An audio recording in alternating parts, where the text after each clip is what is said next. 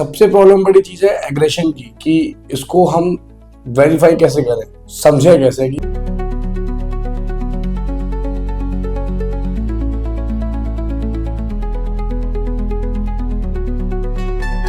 Hi pet parent, this is Rukesh from my furries. आज हम एक कॉमन बिहेवियर के ऊपर डिस्कस कर रहे हैं जो कि पपीज और डॉग्स में दोनों में पाई जाती है। तो सबसे प्रॉब्लम बड़ी चीज है एग्रेशन की, कि इसको हम वेरीफाई कैसे करें, समझे कैसे कि कौन सा एग्रेशन है और हमारा पप्पी एग्रेशन जो कर रहा है या हमारा जो बड़ा डॉग है उसमें एग्रेशन कैसे हम पहचान पाए। ठीक है, तो पप्पी जब छोटा होता है तो प्ले बाइटिंग करता है, थोड़ी बहुत एक्सेसिव बार्किंग करता है, तो उसको हम एग्रेशन समझ लेते हैं और फिर वहां पे उसे हम एक गलत नेगेटिव तरीके से एक्सपीरियंस देके उसे बिगाड़ देते हैं। तो बेटर ऑप्शन इज दिस कि जब आपका छोटा पप्पी हो तो आप जब उसे ट्रेन करें तो ट्रेन करते वक्त हमें क्या क्या चीज़ों का ध्यान देना है ये सब डालें। बड़े डॉग को कैसे जज किया जाए कि हाँ कि इसमें कौन सा वाला एग्रेशन है और ये क्यों हो रहा है और इसे हम रिजॉल्व कैसे कर सकते हैं, इसके ऊपर हम डिस्कस करने वाले हैं इस वीडियो में। तो बने रहिएगा। इस वीडियो में एक एक चीज़ में स्टेप बाय स्टेप समझाऊंगा कि कैसे पप्पी की एक बेटर एक्सपीरियंस देके उसको आप एक बेटर कंपेनियन बना सकते हो, एक अच्छा पेट बना सकते हो, अच्छा डॉग जो कि आपकी पूरी चीज़ों को सुने, आपके सारे फॉलोअप्स करे, एक अच्छा रिलेशन क्रिएट करे आपके साथ में, कन्फ्यूजन्स कम क्रिएट करे, वो सब चीज़ें। और एग्रेसिव डॉग्स को कैसे कंट्रोल किया जाए, कैसे उनके बिहेवियर को जज किया जाए और कैसे उनके बिहेवियर्स को हम ठीक कर सकते हैं, इसके ऊपर डिस्कस करने वाले। तो चलिए हम बात कर लेते हैं कि पप्पी फाउंडेशन के टाइम पे हम क्या गलतियां करते हैं जिसके कारण puppy biting, play biting, growling, excessive barking जो कि ऐसे बिहेवियर क्रिएट हो जाते हैं। मतलब सिंपल सी बात है कि जब हम पप्पी फाउंडेशंस कर रहे होते हैं, मतलब जब हम पप्पी को सिखा रहे होते हैं कि what is step 1, step 2, step 3, वहां पे हमें कुछ गलतियां जो करनी, कॉमन गलतियां जो हम कर रही होते हैं, जो हमें नहीं करनी चाहिए, उसको पहले रिजॉल्व करना है। सबसे पहले जब आप पप्पी को ट्रेन करते वक्त ना अपने दोनों हाथों को कॉमन करो, उसको एज अ मतलब जैसे छोटी छोटी जो बाइटिंग्स होती हैं, जैसे कि अगर आपका डॉग हाथ पकड़ रहा है क्योंकि उसके दांत आ रहे हैं तो वो दांत टूटेंगे क्योंकि वो दूध के दांत हैं, स्टार्टिंग के दांत हैं, हर जैसे नॉर्मल बेबी के होते हैं अपने ह्यूमंस में, वैसे ही पप्पी के भी पहले जो दांत होते हैं वो टूटते हैं, उसके बाद दूसरे दांत जो आते हैं वो यूजफुल होते हैं, उनके केनाइन टीथ आते हैं, वो सब आते हैं। तो हमें जो गलती करते हैं कि मतलब उसके मुंह में हाथ दे दिया, वो चुई कर रहा है, फिर हम उसके अपने हाथ से हटा रहे हैं, तो उसे लगता है वो खेल रहे हैं आप उसके साथ में, उसके आप टगिंग कर रहे हैं, चीजें छीन रहे हैं उससे, चीजें उसके मुंह में देके उसे छीनने की कोशिश कर रहे हैं, तो वो उसमें क्या होगा कि वो उसकी हैबिट बन जाएगी चीजें पकड़ने की। ठीक है, अपने हाथों का आप मूव करोगे, सिंपल सी बात है, उसके पास हाथ है मूव करने के लिए।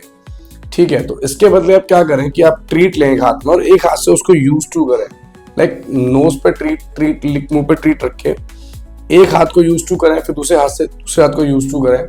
तो अपने दोनों हाथों को पहले उसकी बॉडी पे कॉमन करें, फिर ल्योरिंग से स्टार्ट करें। कोई भी लिक्विडली ट्रीट, जैसे मतलब पनीर हो गया या बनाना हो गया या कोई फ्रूट्स हो गए, जो कि वो लिक करके मतलब अपने को स्वेल करके ट्रीट ले, क्योंकि स्टार्टिंग में डॉग को नहीं पता कि बिस्किट कैसे खाया जाता है। कई डॉग क्या करते हैं, ट्रेनिंग के दौरान ही अपनी वॉमिट कर देते हैं, मतलब बिस्किट खाया, जल्दी जल्दी निकला, स्वेल किया और एकदम फिर निकाल दिया। तो पप्पी फाउंडेशन के टाइम पर जब आपने ट्रेनिंग करनी होती है तो स्टार्टिंग में लिक करके, ल्योर करा के डॉग को ट्रेन करें। उससे क्या होगा कि जो लिकिंग की जो उसकी जीभ है उसकी वर्किंग स्टार्ट होगी, ना कि दांतों की वर्किंग स्टार्ट होगी। ठीक है, उसके बाद उसको काम करो, रिलैक्स करो, पहले उसको थकाओ, जितना उसकी एनर्जी को आप रिड्यूस करते हो उतने ही वो अपना मुंह कम चलाएगा। ठीक है, जीभ का इस्तेमाल करेगा, मुंह कम चलाएगा, दांत कम मारेगा। ठीक है, धीरे धीरे करके फिर आपने उससे मतलब कमांड पे डालना है, ल्योर करा के स्पिन कराया, थोड़ा थोड़ा साथ में लेके वॉक कराया।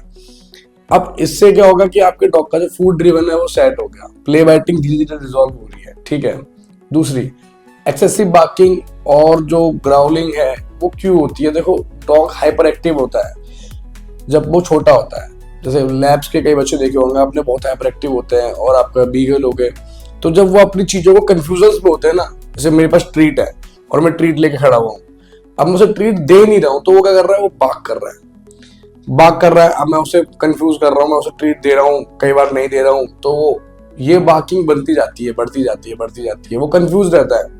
तो सही टाइम पे सही मार्किंग करो, सही टाइम पे ट्रीट्स दो, प्लस कई लोगों को देख के डॉग्स बार्क करते हैं। उसके लिए बेटर ऑप्शन क्या है कि आप जब भी कोई मतलब घर में आता है तो पहले उसे बोलो कि जी आप हमारे पेट से मिल लो। उन्हें बोलो कि आप नीचे बैठ के आराम से हाथ में ट्रीट ले लो, जैसे हम अपने लियोरिंग सिखाई है वैसे हल्का हल्का लियोर करा के ट्रीट दिला दो। तो उससे क्या होगा कि जो बार्किंग का इशू है, जो इनसिक्योरनेस आपका पप्पी फील करता है किसी को देख के, वो भी खत्म हो जाएगी। उसके बाद एसएससी बार्किंग कम हो जाएगी, धीरे धीरे करके चीजों की कंफ्यूजन खत्म करते जाओ।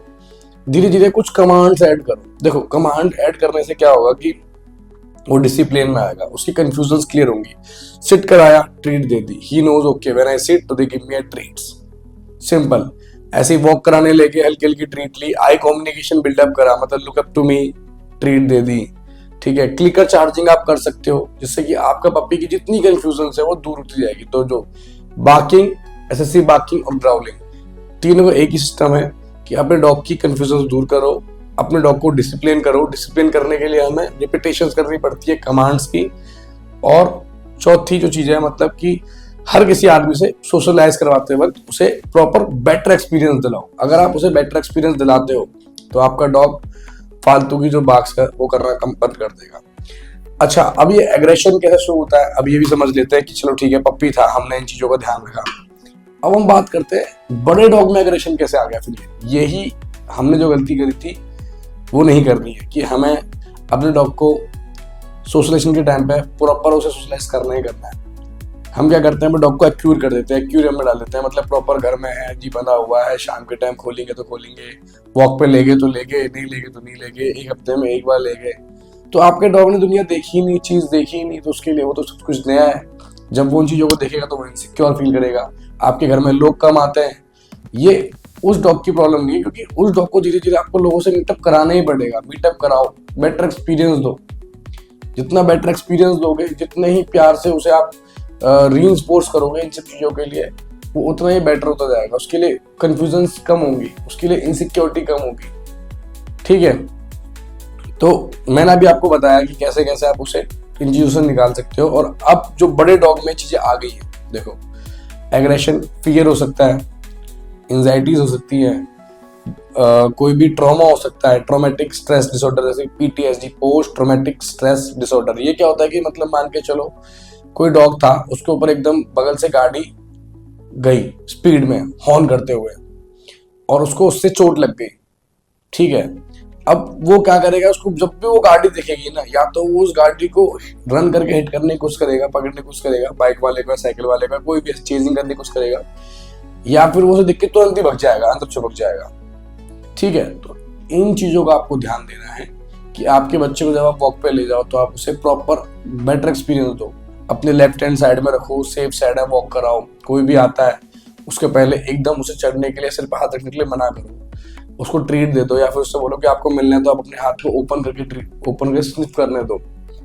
तो धीरे धीरे क्या होगा कि जो पप्पी है वो समझ जाएगा कि मुझे सब चीज पॉजिटिव मिल रही है। और बड़े डॉग में यही चीजें की कमी की थी, इसीलिए उनके अंदर इनसिक्योरिटी और ये सब है। फिर आपको क्या करना है, देखो मान के चलो जो फोकस है किसी डॉग का, होता है क्या कि कई डॉग एग्रेसिव होते हैं टूवर्ड्स ह्यूमन, कई डॉग्स एग्रेसिव होते हैं टूवर्ड्स डॉग, कई डॉग्स एग्रेसिव होते हैं टूवर्ड्स मतलब एनिमल्स, काऊ, इन सबको देख के मतलब। तो यहाँ पे आपको तीन चीजों का ध्यान रखना है। पहले तो आपको अपने डॉग के अंदर आई कम्युनिकेशन या आई बिल्डिंग जो होती है, मतलब बेसिकली आई कम्युनिकेशन जो है वो भी बेटर डन करनी है कि आपने बुलाया, आई कम्युनिकेट किया, ट्रीट दी, तो धीरे धीरे क्या होगा, वो आपसे कम्युनिकेट करना स्टार्ट करेगा। अब वो किसी गाय को देख के बात कर रहा है, पहले आपने क्या करना है, उसको पहले अपनी तरफ हल्का सा करेक्शन देके आई कम्युनिकेट करना है, ठीक है, कि जिससे कि उसका फोकस वहां से ब्रेक हो। जब फोकस ब्रेक होगा फिर आपको छोटी छोटी कुछ कमांड्स का भी ध्यान रखना है, common commands, yes, sit down, stay, wait, क्योंकि जब तक वो उसे देख रहा है तो उसका ध्यान सिर्फ उसकी तरफ है, आपकी तरफ नहीं है। तो जब हम डॉग को धीरे धीरे कुछ कमांड्स में फॉलोअप में डाल देते हैं तो डॉग के अंदर धीरे धीरे डिसिप्लिन क्रिएट होता है। देखो डिसिप्लिन का मतलब ये नहीं कि कितनी परफेक्शन से आपके डॉग ने कुछ किया, डिसिप्लिन का मतलब है कि वो कितनी रेगुलरिटी से चीजों करता आ रहा है, ठीक है। तो जब हमारा डॉग एग्रेसिव हो रहा है, सबसे पहले उसका फोकस ब्रेक करना हमारा बहुत इंपॉर्टेंट काम है। अगर हमने उसका फोकस ब्रेक कर दिया, हर जगह ट्रीट काम नहीं आती है, ये आप भी समझते हो, कई बार हमारे डॉग को वो हाई लेवल ट्रीट यूज ही नहीं लगती, तो हमने जब उसका फोकस ब्रेक किया, जैसे हमने उसे हल्का सा करेक्शन दिया, करेक्शन देने के बाद फिर हमें उसे वैल्यूएबल ट्रीट यूज करनी है, जो सबसे वैल्यूएबल उसके लिए हो उस टाइम पे। हमने रिकॉल लिया, ट्रीट दी, उसके बाद फिर हमने कुछ कमांड स्टार्ट करी, और जैसे ही वो रिलैक्स हुआ, काम हुआ, फिर हमने उसे और रिवॉर्ड किया। ठीक है, तो इन 3 चीजों का ध्यान रखना है कि लुक अप टू मी, सबसे पहले वो आपकी तरफ देखे, तो उसके लिए मुझे करेक्शन देना है। जब करेक्शन देख के ही वो आपकी तरफ देखे, यूज अ वैल्यूएबल रिवॉर्ड, जो कि उसका सबसे फेवरेट रिवॉर्ड जो उसको यूज लगता हो हमें उस टाइम पे देने के लिए। कई डॉग्स को पनीर बहुत पसंद होता है, कई डॉग्स को रॉ चिकन पसंद होता है, कई डॉग्स को ट्रीट्स, कुछ अलग अलग टाइप्स की ट्रीट्स होती हैं, जरहाई की ट्रीट्स होती हैं, जर की ट्रीट्स होती हैं, वो पसंद होती हैं। उसके बाद जब उसने आपको रिवॉर्ड के टाइम पे आपने उसे लिया, उसके बाद आपने छोटी सी कमांड दी, वो रिलैक्स हुआ, आपने सेट कराया, वो रिलैक्स हुआ, एंड गिव द ट्रीट्स। तो इसके थ्रू हम धीरे धीरे अपने डॉग को कंट्रोल कर सकते हैं। बस इस चीज का ध्यान रहे कि जब भी आपका डॉग बार्क कर रहा है तो उसकी बॉडी लैंग्वेज को पहले आप एनालाइज कर लो कि वो किस तरीके से उसको देख रहा है। कई डॉग्स ना वॉक करते करते एकदम रुक जाते हैं, फिर बैठ जाते हैं, बैठने के बाद उस डॉग को फोकसली देख रहे होते हैं। वो भी एक एग्रेशन का पार्ट है कि जैसे डॉग आया फिर एकदम जंप कर दिया, बाइट कर लिया, क्योंकि वो अपने आप को अलर्ट कर रहा है, अपनी बॉडी को अलर्ट कर रहा है। तो कभी भी अगर उसका फोकस ब्रेक होता रहेगा तो एग्रेशन जल्दी क्रिएट नहीं होगा। इसे बेसिकली करेक्शन, रीडायरेक्शन और प्रेस वाला भी कमांड कह सकते हैं, तो ये आप यूज कर सकते हैं। दूसरी चीज, हमें अपने डॉग को बिहेवियर को ठीक करते वक्त ये चीज याद रखनी है कि खुद का भी हमारा जो बॉडी लैंग्वेज है वो कैसा है। कई बार ना हम अपने बॉडी पे बहुत ज्यादा स्ट्रेस ले लेते हैं और हमारा डॉग भी हमें बॉडी को देख के ही मतलब स्ट्रेस में आना स्टार्ट हो जाता है और फिर वो खुद भी टाइट हो जाता है। तो उसका भी ध्यान देना है। उसको बार बार आपको रिलोकेट करना है अपने पेट को, एक जगह एक लोकेशन पे नहीं रहने देना है, जिससे कि उसकी एग्रेशन कम होती जाएगी। तो ऐसे ही इंफॉर्मेटिव वीडियोस के लिए आप हमारे चैनल को सब्सक्राइब कीजिए। आपको बहुत सारी इंफॉर्मेशन वीडियो मिलती रहेंगी। मैं आता रहूँगा बार बार आपको बताने के लिए कि हमारे डॉग के इस बिहेवियर को हम कैसे करेक्ट कर सकते हैं।